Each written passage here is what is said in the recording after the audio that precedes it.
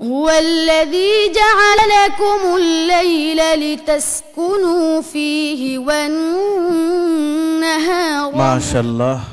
আল্লাহ তাআলা এই ধরনের সন্তান প্রত্যেকটা ঘরে দান করুক। আমাদের এবারের প্রতিযোগী সিলেটের মাদ্রাসাতুল হুফাজের ছাত্র হাফেজ রুকনউদ্দিন। السلام عليكم ورحمة الله وبركاته।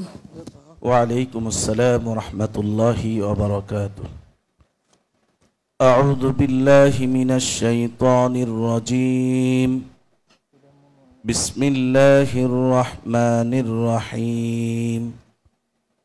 ألا إن لله من في السماوات ومن في الأرض.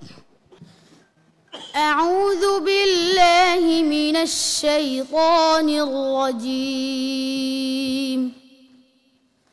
بسم الله الرحمن الرحيم. ألا إن لله من في السماوات ومن في الأرض وما يتبع الذين يدعون من دون الله شركاء إن يتبعون إلا الظن وإن هم إلا يخرصون. هو الذي جعل لكم الليل لتسكنوا فيه والنهار مبصرا إن في ذلك لآيات لقوم يسمعون. قالوا اتخذ الله ولدا سبحانه هو الغني له ما في السماوات وما في الأرض إن عندكم من سلطان بهذا أتقولون على الله ما لا تعلمون. قل إن الذين يفترون على الله الكذب لا يفلحون. حسبك.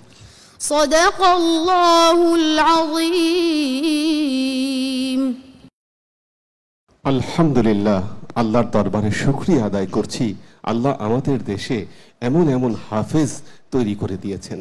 প্রিয় দর্শক, নিশ্চয়ই আপনারাও রুকনউদ্দিনের তেলাওয়াতে ঋদ্ধ হয়েছেন।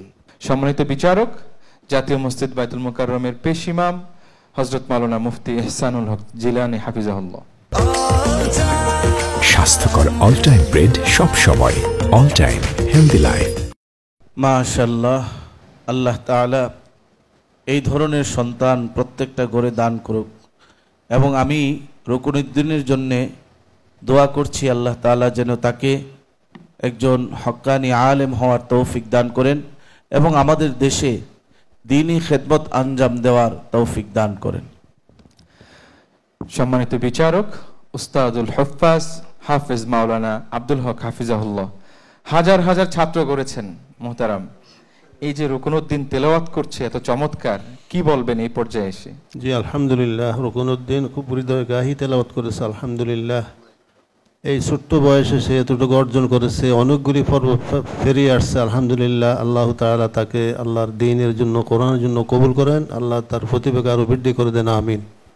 আসসালামু আলাইকুম ওয়া রাহমাতুল্লাহি ওয়া বারাকাতুহু।